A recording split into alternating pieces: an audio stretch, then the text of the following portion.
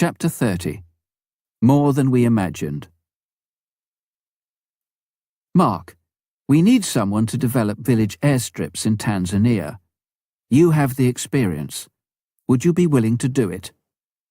Mark Knight, one of our pilots, had been making landing strips and helping the AIM among the Turkana in Kenya's northern frontier district. I knew he worked well with national church leaders and was deeply concerned to get into needy areas. If he could encourage Tanzanians in even a few villages to start clearing airstrips, others would probably follow their example, and the idea could snowball. This was 1977, many years before our Good Samaritan scenario became a reality. We still had financial difficulties. But the work in Tanzania had grown. After leaving Ethiopia, the Kurkulas had started a more permanent base at Dodoma. Within 2 years we had 5 pilots in Tanzania, plus engineer Roland Knight, who had served with us in Kenya, Chad, and Ethiopia. Bishop Madinda had caught the vision of village airstrips. Mark spent time with national leaders visiting villages to find landing areas. Local people proved enthusiastic and very willing to clear the ground. Other churches and missions had become interested when they saw how planes could help church growth. We soon realized that in a territory as large as Tanzania, one major base was not enough. Sub-bases were needed to reach such a widespread population. The Kurkulas moved on again to open our first sub-base at Moshi in 1979, and over the next 3 years, another 3 were established at strategic points around the country.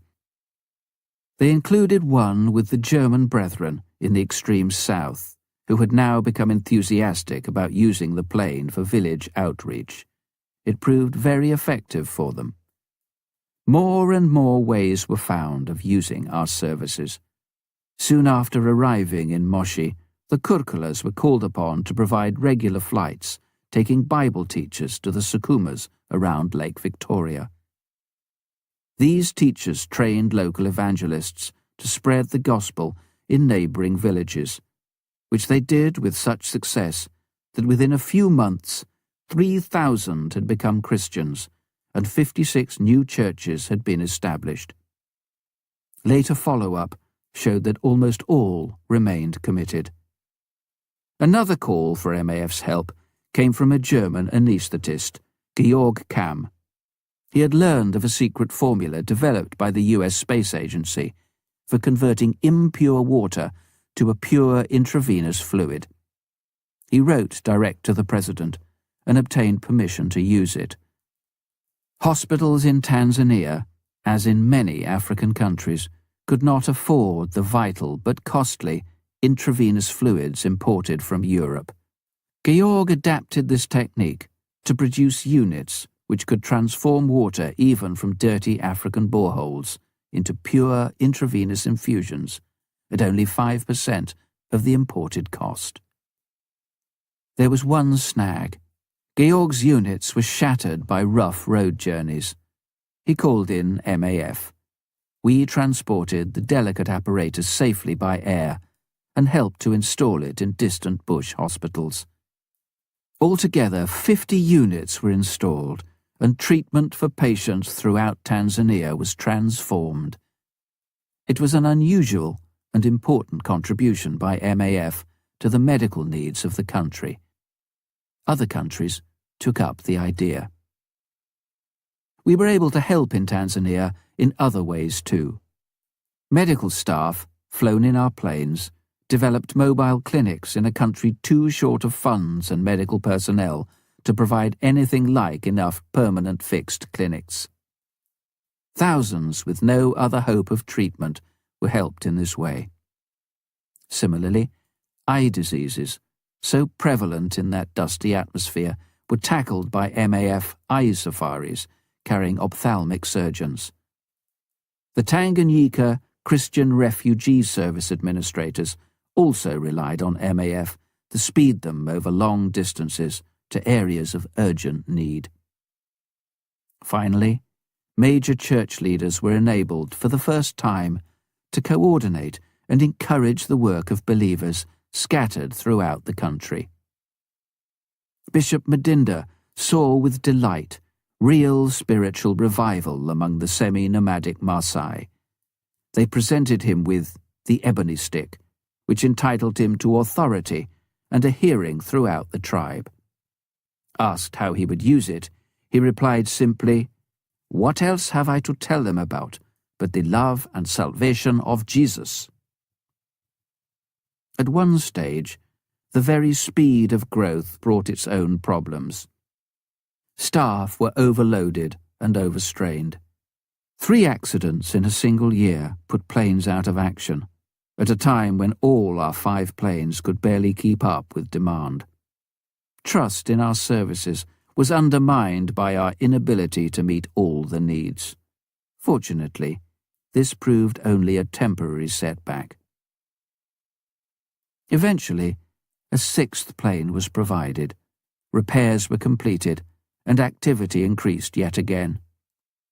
Swede Tom Nyquist opened a much-needed aircraft radio servicing workshop at Dodoma. Before long, a 5th sub-base was opened too. Flying in Tanzania went up a further 20%. Many of our hopes for Tanzania had now been realized. There was more effective penetration at village level. Christian workers were more ready to live in remote places because the plane was available. MAF was able to maintain the bird's-eye view of what was happening throughout the country and improve the coordination of Christian work. Perhaps most significantly of all, as in Ethiopia and elsewhere, the indigenous churches, rather than expatriate missionaries, had now become MAF's major customers. 20 years before, our 3 children, Becky, John, and Priscilla, had looked down with fascination as our Cessna circled over the volcanic rim of a 10,000-foot mountain. It was one of the rare Cessna flights we were able to do together as a family. We were on our way from Nairobi to Dodoma. Slight wisps of smoke came up from the glowing red center of the crater. The dark sides of the mountain fell away sharply to the Maasai's steppe below. The people living on those dusty scrubland plains called the mountain Oldonyo Lengai, Mountain of God. Now, in 1985, another MAF Cessna flew over Oldonyo Lengai. Its 2 passengers were Maasai elders, one of them a wizened chief called Kuraru. He peered intently through the plane's window, his deep-set eyes scanning every detail of the mountain from this unusual viewpoint. The month before, the pilot, Peter Empson, now back in MAF, had been sitting in the dusty sand of the Maasai village of Manique, talking to the people crowded around. Further back were herds of lean cattle and goats. Bushflies were everywhere. 20 miles away to the south rose the sombre outline of Oldonyo Lengai. Peter had landed at Monique with Pastor Lemishon, himself a Maasai, but outsiders were not welcome to these independent, semi-nomadic people. Kuraru had pointed to the distant volcano. "Our god Kambageo lives on the top of that mountain. He is angry with the planes coming. He will cause it to crash." An idea suddenly struck Peter. "Would any of you like to fly over the mountain with me?" No one moved. The offer of a car trip would probably have been refused, let alone a flight in a plane. But the following month, Kuraru and another elder agreed to go. Peter went to get the plane ready, radioed the MAF base at Dodoma, and told them, "I'm going now. Please pray for us." The air is likely to be turbulent around the crater, he thought rather anxiously, as the Cessna neared the lip of the crater. If it is, the chief may say their god is showing his anger by shaking the plane. Praying hard, He gently eased the aircraft over the mountain top and started to circle it. Below was the crater, sunlit and calm. Kuraru could see it clearly. That day, there was not even a wisp of smoke, let alone a gleam of red, only some blackened vegetation. There was no turbulence.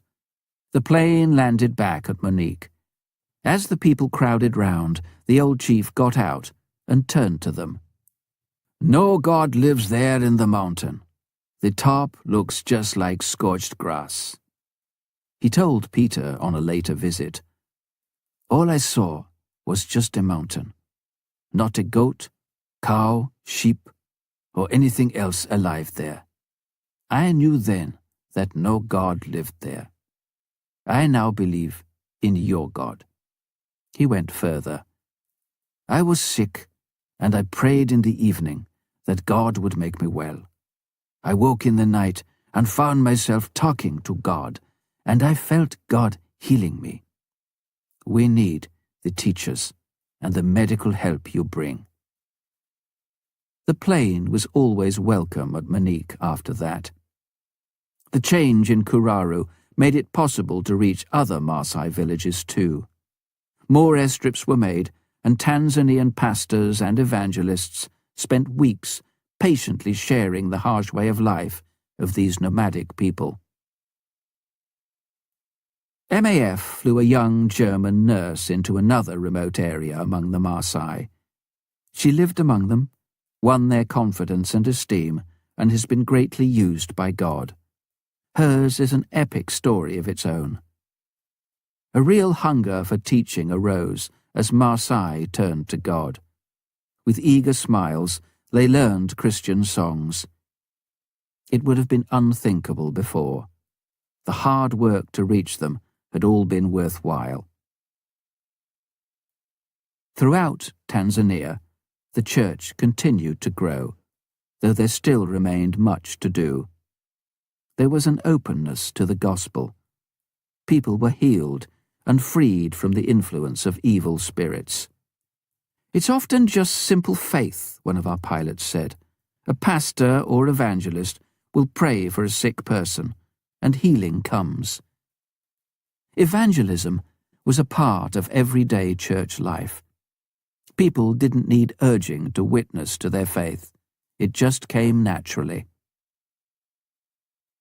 The churches were also deeply involved with community projects. They saw them as a practical way of sharing God's love. They helped in water schemes, farm improvement plans, schools, clinics, and hospitals. MAF was a partner with them, flying them to places of need and opportunity.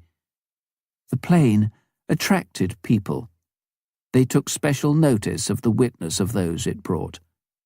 People who come by plane must have a real concern for us, they reasoned. When Jack Hemmings and I had made our slow, dispirited way back to Nairobi across those dusty plains of Tanzania after the Gemini crash, we could not have foreseen such a future. When, as a family, we'd flown over Oldonyo Lengai, I had no inkling of how God was going to use MAF there. Even when we had first resurveyed Tanzania in 1976 and our initial staff had arrived, we still hadn't realized the full potential. He is able to do immeasurably more than all we ask or imagine, says St. Paul.